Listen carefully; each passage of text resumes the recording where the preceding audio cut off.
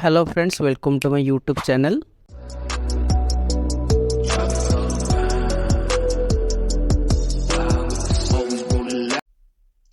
Hello guys, welcome back to the another session with General Agriculture MCQs. In this session we are going to discuss about the most important general agronomy question. तो आज जो हमारा session रहेगा वो पूरा का पूरा agronomy based रहेगा, ठीक है। और ये हमारा सीरीज 29 वाला सीरीज है। तो अगर आपने प्रीवियस वीडियोस नहीं देखे हैं तो जाके एक बार जरूर देख लें, क्योंकि वो सारे का सारे क्वेश्चन आपके एग्जाम में, आने वाले एग्जाम में वो इम्पोर्टेंट रहेगा, ठीक है। तो चलिए शुरू करते हैं आज का सीरीज। तो आज जो क्वेश्चन है, हमारा जो पहला क्वेश्चन है वो JRF 2023 एग्रोनॉमी पेपर में ये वाला क्वेश्चन आया था, ओके। ये हमको एक स्टूडेंट ने शेयर किया था, तो वो हमने आपके साथ शेयर करना जरूरी समझा। तो स्टेटमेंट 1 में ये पूछा गया था कि water holding capacity of soil increase in addition of organic matter. And statement 2 में दिया गया था in tropical climates even on addition of organic matter to mineral soil the impact on water holding capacity is negligible. अगर देखा जाए तो क्या होता है कि जब वाटर होल्डिंग कैपेसिटी सॉइल का जब हम ऑर्गेनिक मैटर डालते हैं तो ये इम्प्रूव होता है। ये जनरल कॉन्सेप्ट है, ठीक है, ये जनरल कॉन्सेप्ट है। When we'll add the organic matter, so what will happen? The polysaccharides will be released. Polysaccharides will be released so that it will bind the soil particles and it will improve the water holding capacity. But in case of tropical climates, what happens? The organic matter will be breakdown will be very fast. Means the microbial decomposition is very high. Okay, so what will happen? As it is very high, the water holding capacity will be negligible. It will be there, but it will be negligible. So as per the options here, both the statements are the correct. Okay, this is the correct answer for this question. If there is any dilemma in this question, you can comment me in the comment box. Next question is the optimum temperature for retting in jute is 14 degrees centigrade, 26 degree centigrade, 28 and 34। ये वाला जो question है बहुत बार exam में पूछा गया सवाल है, और इसका जो आंसर है बहुत ही यूनिक है और आपको इजीली आसानी से याद रह जाएगा, ठीक है। बताइए इसका आंसर क्या होगा। इसका जो जवाब है वो 34 डिग्री सेल्सियस है, ठीक है। इसका 34 डिग्री सेल्सियस है। अगर देखा जाए तो जूट में ये जो रेटिंग किया जाता है, क्यों किया जाता है, why we should do retting? Because jute जो है वो एक स्टेम फाइबर है, ये सर नो, ये एक स्टेम फाइबर है, इसलिए तो ये जो स्टेम में है फाइबर, इसको आसानी से निकालने के लिए इसको रेटिंग किया जाता है। मतलब इसको पानी में भिगाया जाता है। ये एक बायो ऑक्सीडेशन प्रोसेस है, okay, biological and chemical process है, ठीक है। और इसको पहले वर्टिकली पानी में डुबाया जाता है, उसके बाद फिर 7 दिन बाद इसको हॉरिजॉन्टल बहते हुए पानी में भिगाया जाता है, ठीक है। और ये 34 डिग्री सेंटीग्रेड रहेगा तो ये बहुत अच्छे से रेटिंग हो पाता है। इफ यू सी इन सनहैम, इसका 21 to 27 डिग्री सेंटीग्रेड है, 21 to 27 डिग्री सेल्सियस, ठीक है। और अगर जूट का अगर देखा जाए, एक और क्वेश्चन आता है, इसका जो फैमिली पूछा जाता है।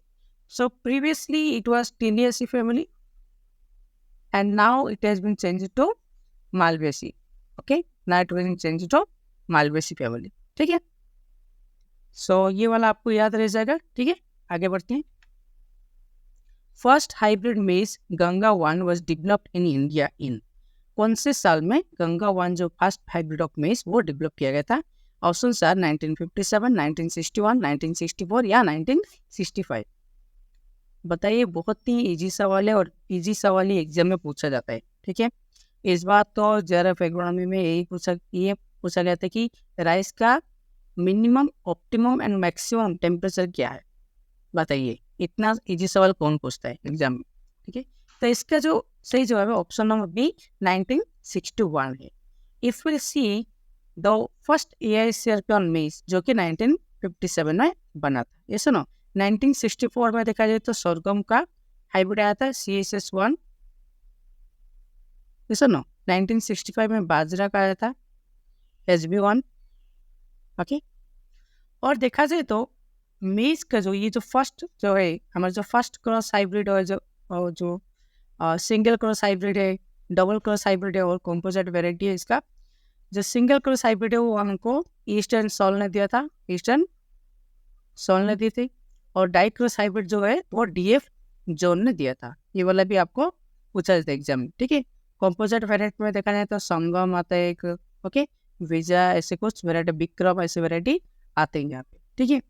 और मेज का देखा जाए तो मेज का जो वेराइटी से मतलब जो हमारा स्पेसिस है, डिफरेंट तरह का जो 7 पीसेस है, लाइक स्वीट कॉर्न हो गया, पॉपकॉर्न हो गया, वागजी कॉर्न हो गया, ठीक है, फ्लोर कॉर्न हो गया। तो ये वाला भी आपको एग्जाम में पूछा जाता है। आपको फ्लिंट कॉर्न या डेंट कॉर्न, अगर देखा जाए तो हमारा जो फ्लिंट कॉर्न है वो बहुत ही इंडिया में हमारा किया जाता है, ठीक है। तो ये वाला आपको याद रखना चाहिए। मेज का जो भी इम्पोर्टेंट हमने बता लिया, ठीक है। और इसका साइंटिफिक क्या है, जिया मेज है, ठीक है, जिया मेज है। तो ये वाला आपको याद रखना चाहिए। और क्यूपीएम जो वैरायटी ये भी मेज का ही है, ठीक है। मेज के QPM 1 एंड QPM 2 ये मेज का वैरायटी है, ठीक है। आगे बढ़ते, शक्तिमान 1, शक्तिमान 2 भी इसका ही वैरायटी है, ठीक है। Seed rate for transplanting of bajra is, transplanting बाजरा में ट्रांसप्लांटिंग करने के लिए कितना बीज का आवश्यक है? 1 kg, 2 kg, 3 kg या 4 kg, okay. So this is the one of the most important question I have observed, that in many exams they have asked the bajra transplanting seed rate instead of normal seed rate. Sometimes they used to ask the normal seed rate to confuse you, okay. So if you see, the answer is 2 kg, that is option number B. If we see, the normal seed rate of bajra is 4 to 5 kg per hectare if we'll go for broadcasting, okay. So when we'll go for transplanting, the seed rate will be reduced because here we will maintain the row to row and plant to plant distance, okay. And bajra is a very nice crop and it is also called as poor man's food, okay. इसको poor man's food भी कहा जाता है, okay. Or when you eat this, your stomach will be very full, okay. So it will keep your body very cool. It will maintain the coolness of your body, okay. जो बाहर का temperature और जो भीतर का temperature, इसका एक balance ये मेंटेन करता है, ओके। तो बाजरा खाना बहुत ही जरूरी है। इसको पॉर मिलेट भी कहा जाता है, इसको पॉर मिलेट भी कहा जाता है, ठीक है। So please consume it, okay. आगे बढ़ते हैं। Black cotton soil is rich in, okay, calcinate, illite, chloride या मोनोक्लोराइड, ओके। ये क्ले मिनरल का क्वेश्चन है, ठीक है। और इसके ऊपर हमने प्रीवियसली वीडियो बना के रखे हैं। अगर आपने अभी तक वो वीडियो नहीं देखे तो you can click the above link, okay. एक कार्ड आएगा आपके ऊपर, वो क्लिक कीजिएगा और आप वो वीडियो जरा देखिए, क्योंकि क्ले मिनरल्स ये वहाँ से जरूर मतलब हर एक एग्जाम में क्वेश्चन आता ही आता है, ओके। तो अगर आप वो वीडियो देख लेंगे तो आपका क्वेश्चन वो मिस नहीं होगा, ठीक है। तो बताइए, ब्लैक कॉटन सॉइल में मेजरली हम कॉटन ग्रो करते हैं, इसलिए उस सॉइल का नाम है ब्लैक कॉटन सॉइल, ओके। और इसका सही जवाब है option number D, monochloride, okay, जो कि स्मेक्टाइट ग्रुप का है, जो कि स्मेक्टाइट ग्रुप का है। और ये 2:1 एक्सपेंड टाइप क्ले मिनरल है, ठीक है, एक्सपेंड टाइप क्ले मिनरल है। कैल्सिनेट अगर देखा जाए तो ये 1:1 नॉन एक्सपेंडिंग टाइप है। और ये दरअसल हमारा जो रिसेंटली डेवलप्ड सॉइल में ये ज़्यादा पाए जाते हैं, या highly weathered soil, you can say highly weathered soil. और यहाँ पे आयरन एंड एल्यूमिनियम का कंटेंट बहुत ही ज़्यादा पाया जाएगा, ठीक है। और इलाइट अगर देखा जाए तो ये पोटेशियम रिच क्ले मिनरल है। क्लोराइड अगर देखा जाए तो मैग्नीशियम रिच। और ये यहाँ पे 2:1 मतलब ये जो 1 है वो मैग्नीशियम मतलब ब्रूसेट जो है वो पाया जाता है, ठीक है। और देखा जाए तो मोनोक्लोराइड में मैग्नीशियम भी पाया जाता है, ठीक है, मैग्नीशियम भी पाया जाता है। और ये जो है ये मतलब कॉन्ट्रैक्ट एंड एक्सपैंड, इस तरह का ये सॉइल है, okay. It can contract and also it can expand, okay, इस तरह का सॉइल है। And when it happens the potassium is to release, so यहाँ पे पोटेशियम भी बहुत ज़्यादा देखने को मिलता है, ठीक है। आगे बढ़ते हैं। Which of the following plants does not show photorespiration? कौन से प्लांट फोटो रेस्पिरेशन नहीं देखा जाते? पी, व्हीट, राइस या मेज? तो पहले डिस्कस करें तो फोटो रेस्पिरेशन होता क्या है, ओके। अगर देखा जाए तो light reaction, and dark reaction होता है हमारा फोटोसिंथेसिस प्रोसेस में, ठीक है। तो लाइट रिएक्शन में हमारा आ जाता है एटीपी एंड एनएडीपीएस निकल के, एंड डार्क रिएक्शन में हमारा जो वो फूड प्रिपेयर होता है जाते हैं ग्लूकोज, ठीक है। तो इसके लिए प्लांट जो है वो 3 साइकिल प्रेफर करता है, 1 is C3, C4 and CAM, okay. तो there are 3 type of plant based on their process they use. So C3, C4 and CAM। C3 में हमारा जो डार्क रिएक्शन होता है वो मेजोफिल सेल में होता है, और C4 में 2 पाए जाते हैं, ओके, 2 पाए जाते हैं, इसे डाइकोटोमस इसको भी बोलते हैं, ओके। तो एक होता है हमारा बंडल सिस सेल और एक होता है मेजोफिल सेल। मेजोफिल सेल में C3 साइकिल होता है और बंडल सिस में हमारा C4 साइकिल, इसको हम बोलते हैं क्रांच एनाटॉमी, ओके। तो कैम में क्या होता है, रात में मतलब इन नाइट, ओके, नाइट में क्या होता है C4 साइकिल होता है और it will produce the malic acid, okay. Then malic acid will be utilise in the C3 cycle during day time, okay. ये एक बहुत ही इंपॉर्टेंट क्वेश्चन है, ठीक है। और देखा जाए तो photo respiration, so in C3 cycle mainly what happens, RUBP is the acceptor of carbon dioxide, okay। So RUBP में 2 side होते हैं, one is oxygen side and one is reduction side, okay। So when CO2 concentration will be less as compared to oxygen, so what will happen, this oxidation process will be start and it will go for respiration, ठीक है। So in presence of light, when oxygen will be undergo respiration process, okay, in absence of carbon dioxide or in less concentration of carbon dioxide, that is called photo respiration। और ये mainly कहाँ पे होता है, C3 cycle में पाए जाते हैं। इन C4 में क्यों नहीं पाए जाते हैं, क्योंकि C4 में हमारा जो है PP है, वहाँ पे क्या है PP कार्बन डाइऑक्साइड है, जो कि बहुत ही high affinity to carbon dioxide है, फॉस्फोरस पाइरुवेट, ठीक है, वो बहुत ही high affinity to carbon dioxide है। तो ये कार्बन डाइऑक्साइड अगर आपके पास 0.001% भी है तब भी ये मतलब डायरेक्ट से वो चालू रखेगा, इसलिए यहाँ पे नहीं होता है, ठीक है। तो इसका सही जवाब होगा, अगर आप देखा जाए तो कहाँ पे नहीं होता है हमने पूछा, तो इसका सही जवाब option D maize, because maize is a C4 type plant, rice with C3 plants, ठीक है। Application of gypsum is required more for एडी, बर्सिन, लूसन या groundnut. In which crop we have to apply more and more amount of gypsum, okay. बताइए ये कौन सा, इसका answer कौन सा होगा। बहुत ही इजी सवाल है, जिप्सम कहाँ पे अप्लाई किया जाता है, ये सब प्रैक्टिकल क्वेश्चन है, ओके। इसका सही जवाब ऑप्शन डी ग्राउंडनट। सो मेरा सवाल ये है कि ग्राउंडनट में क्यों जिप्सम ज़्यादा से ज़्यादा अप्लाई किया जाता है, ठीक है। देखिए जिप्सम में हमारा होता क्या है, CaSO4 2H2 ये होता है फॉर्मूला, ऐसा ना। तो यहाँ पे कैल्शियम पाया जाता है और सल्फर पाया जाता है, ठीक है। ग्राउंडनट में एक डिजीज दिखा जाता है कैल्शियम डेफिशिएंसी वजह से, उसको हम बोलते हैं पॉपकॉर्न डिजीज बोलते हैं, ठीक है। और सल्फर जो होता है वो ऑयल का जो क्वालिटी होता है वो बढ़ाने के लिए यूज होता है सल्फर जो है, ठीक है। तो groundnut is a oil seed crop, yes और नो, और it is also commercial crop, okay, you can sell it and you can get the direct money. So to form the oil and to maintain the oil quality, sulfur is required and calcium इसलिए required क्योंकि यहाँ पे देखिए, यहाँ पे क्या होता है, एक मतलब जो उसका जो पॉड होता है उसको जो स्ट्रॉन्गनेस, ओके, वो स्ट्रॉन्ग होना चाहिए, क्योंकि उसके अंदर जो है वो हमारा जो नट्स पाए जाते हैं, ठीक है, ग्राउंड नट्स पाए जाते हैं, ठीक है।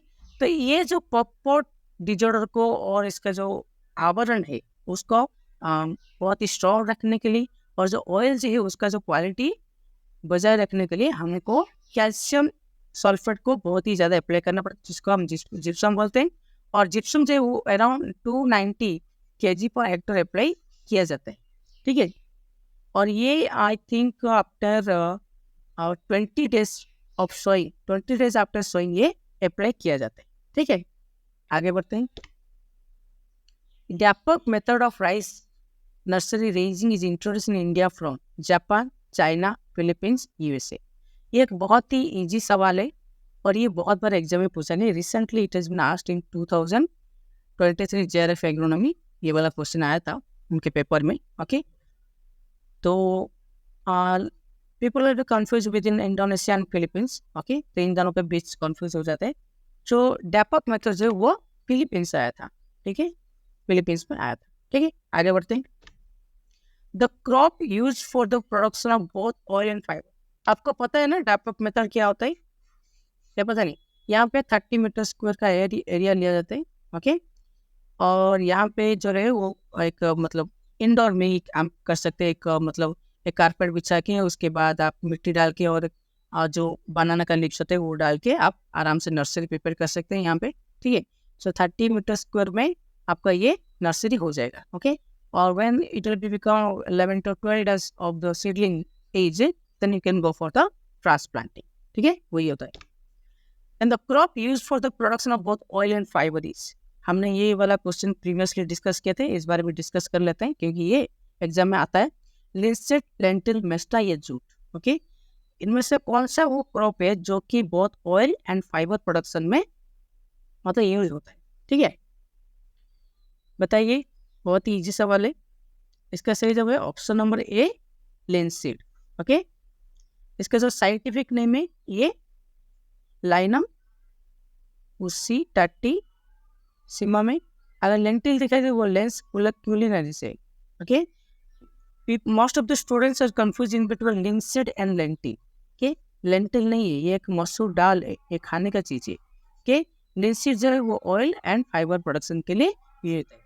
Mesta and jute also fibre crops but they are not for oil production, okay. Cotton जो है, कॉटन ऑयल प्रोडक्शन में यूज होता है एंड फाइबर में यूज होता है। कॉटन में 4 to 6% ऑयल पाया जाता है, ठीक है, मैक्सिमम 15% पाए जाते हैं, ठीक है। आगे बढ़ते हैं। The drip irrigation was introduced in India from Israel, USA, Australia या कनाडा, बताइए। ड्रिप इरिगेशन का क्वेश्चन है, ओके, बहुत ही बार पूछा गया सवाल है। और इसका जो फाउंडर है उसके बारे में भी बहुत बार एग्जाम में पूछा गया है, वो भी हम डिस्कस करेंगे अभी, ओके। तो इसका जो सही जवाब ऑप्शन नंबर ए है, इजराइल से ये वाला टेक्निक आया था। और इसको किसने डेवलप किया था, इसको सिम्चा ब्लास ने डेवलप किया था, सिम्चा ब्लास ने, ठीक है। और इनका जो पुत्र है, जो सन है तो उनका नाम है यशायाहू, ओके। इन्होंने क्या किया, पापा का जो टेक्निक है वो पूरा दुनिया में इनको फैलाया, ओके। एंड 1964 में ये वाला पेटेंट किया गया था, ओके। और इनके साथी जो थे, सिम्चा ब्लास के एक साथी थे किबुज हार्जरिन, ओके। इन दोनों मिलके ये वाला टेक्निक जो है वो डेवलप किए थे। मतलब सिम्चा ब्लास का आइडिया था और किबुज हार्जरिन ने इनको मदद किया था, ओके। और ऐसे ये उनका जो पुत्र है, उन्होंने वो जो टेक्निक को पूरा देश में वो ना फैलाया था, ठीक है। अगर ड्रिप इरिगेशन देखा जाए तो इसका जो हाइस्ट मतलब इनका यहाँ पे हाइस्ट इरिगेशन एफिशिएंसी पाया जाता है, 95% राउंड यहाँ पे पाया जाता है, ठीक है। तो ये वाला आपको इम्पोर्टेंट रहेगा।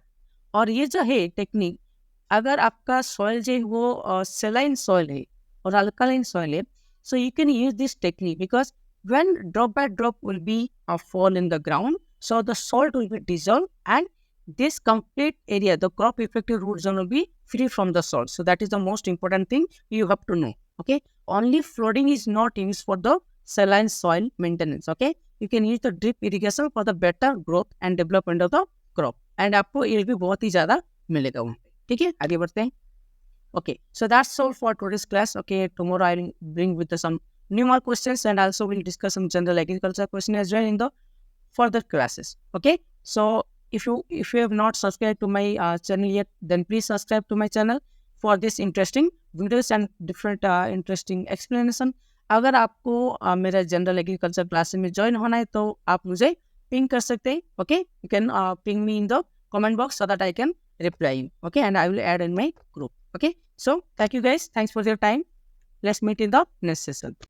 For more updates, join our Telegram group AgriBuzz. The link is in description box. Please check it out.